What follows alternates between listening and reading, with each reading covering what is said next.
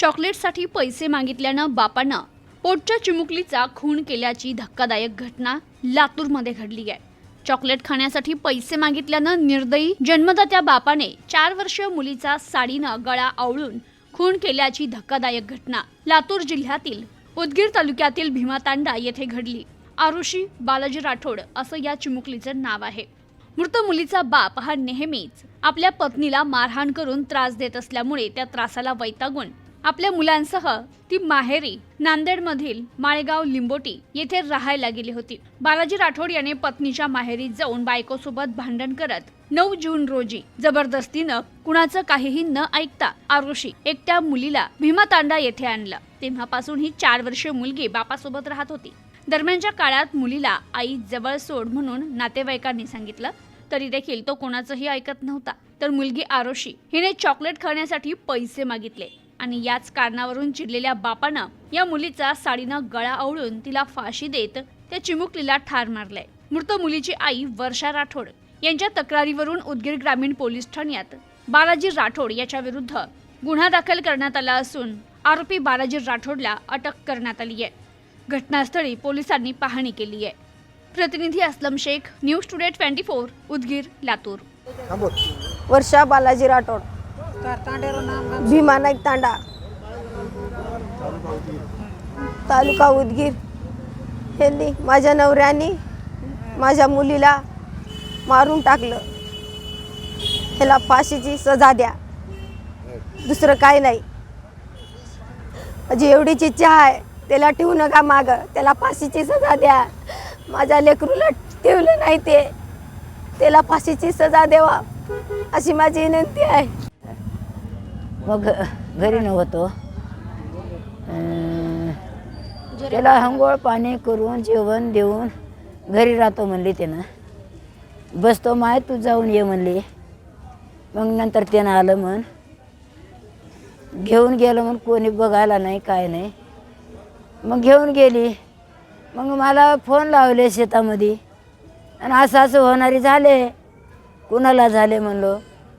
आई तुझ्या पोराची पोरगी मेली। कसं मेली माय? माझ्या घरीच होती नी, पोरगा आहे, भाऊ बहिणी आहेत घरी, दोघं बी आहेत। आणि कसं झालं काय की माय मेल्यावर आम्ही बघितलं म्हणले, मेल्यावर बघितलं म्हणले तेव्हा मी येऊ लागला माय म्हणलो। ये म्हणले, रडायला सुरू केली त्यानं। मग शेळी घरला दामटून आणलो, सोडलो। मग माय ये म्हणलं, भाड्या शिवा दिलो मी, शिवा दिलो। पोराला मारायला येऊ लागलं तर ढोंडे घेऊन दगड घेऊन। मग दुसऱ्यानं धरले बसू घातले, जाऊ नको पळू नको बाबा, इथंच राहा म्हणले। मग पोरीलाच मारले, त्याला ठेवायचं का आहे? त्यालाही फाशीचं हुकूम देऊन ठार करायचं, त्याला ठेवायचं नाही। आता त्यानं जेल ठाणा भोगून बी आलं, आम्हाला मारणारच आहे कवय, त्यानं सोडणार नाही। मग सोडून उपयोग का आहे?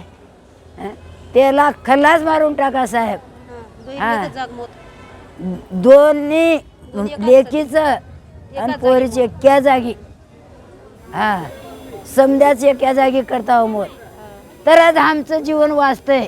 जीवन वाचू देणार नाही। शेतामध्ये येते, घरलाही येते, कोणत्याही टेमाला येऊ लागले, कवाड लावून झोपला, कवाई काही धोका होईल म्हणून। तर भाड्या नीट खा, वेगळं झाले माझ्यामधून बी त्यानं। 4 वर्ष झाले, बंबाई केले, पुन्हा केले। त्याच्या बायकोला कपडे फडके झंपर राशीन पाणी मी वाट लावून दिला। नीट खा बेटा, वेगळं झालास तर झालास, मी हाव माय, त्याची बी हाव तुझी बी हाव। मग म्हणलो तसंच आहे मी म्हणलो। मग आलं की भांडण करून आलं। आई मला पैसे दे म्हणलं, दिल नाही। माझ्याजवळ पैसे कुठून बेटा, मी मरून पडला।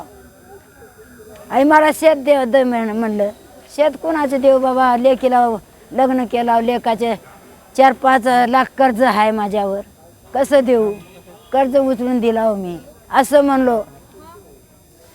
मग कर्ज उचलून दिलं तर आई तू वाट लावलीस माझ्या बायकोला। मी वाट लावायला नाही साहेब, आज 4 वर्ष झालं त्याचं माझं बोलणं नाही। बोलणार तर बोलणास म्हणून, लेखच आहे म्हणून, लेखाचं का बघावं, माझंच लेख चांगलं नाही म्हणून मी वाट लावून दिलो। आता तुमची मागणी काय? मागणी मागणी खल्लास मारून टाकायचं, त्याला ठेवायचं नाही. राजू बाबू राठोड, मी, माझा भाऊ मोठा, भीमा तंडा राहणार, पोस्ट नागलगाव आहे आमचा. त्यानं माझ्या लग्नाच्या अगोदर 4 वर्षापूर्वी आम्हाला अलग केलं, नवरा बायको राहता म्हणून घराच्या बाहेर काढलं. मग मी आई साईडला राहिलो, त्यांचं त्याने अलग राहिले. नंतर माझं लग्न केलं. लग्न झाल्यानंतर त्यानं सारखं धिंगाणा करायचं आमच्या संग, आई संग, माझ्या संग. आमच्या घरासमोर येऊन दगडं घालायचं, तुम्हाला मारतो, शेत द्या, घर द्या म्हणून. घर तर दिलतो त्याला, शेत द्या नव्हतो आम्ही. धिंगाणा करायचं सारखं. मग बायको संग पण नीट राहायचं नाही त्यानं. बायको गेली माहेरात, 2 महिने झालं माहेरात जाऊन. मग बायको गेल्यानंतर मग 8-10 दिवस झालं पोरीला पण आणलं पोरीला इथं. पोरीला आणलं की मग रात्रीच्या दिवसा आमच्याकडं राहायचं पोरगी. सकाळी सोडून जायचं, मागं जावा म्हणून आईजवळ, आजीजवळ जावा म्हणून. रात्रीच्याला दिवसभर राहायचं. संध्याकाळी झोपली, जेवण पिवण करून झोपले की 8-9 वाजता त्याने यायचं, पोरीला उचलून नेत होतं, माझी पोरगी द्या म्हणून. मग त्याच्या घरी त्याच्याकडं ठेवत होतं पोरीला ठेवल्यानंतर मग कानी ठेवणार म्हणून आम्ही बी काय तेवढं हे केलं नाही. मग रात्रीच्याला पण कशाला पोरीला हे करेल ते करेल म्हणून मी उठून बघत होतो 2-3दा रात्रीच्याला. बघितल्यानंतर मग रात्री पण बघितलं, रात्री पण थोडं होत बोललं मला त्रास. मी म्हणलं लेकराला सोड त्याच्या मायकडं म्हणून. मग त्यानं म्हणलं मी सोडणार नाही, मी फारकत देणार, असं तसं म्हणलं. फारकत दिलास तरी लेकराला राहू दे, लहान लेकराचं पाप कशाला घेतो म्हणून म्हणला मी. म्हणलं की तू नाही दिलास तर मी नेऊन सोडतो त्याच्या आईजवळ, असं म्हणलं. तर मग ऐकलं नाही, तसं गेलं त्यानं. सकाळी उदगीरला आल्यानंतर आणि घरी गेलं. मग आई नव्हती घरी.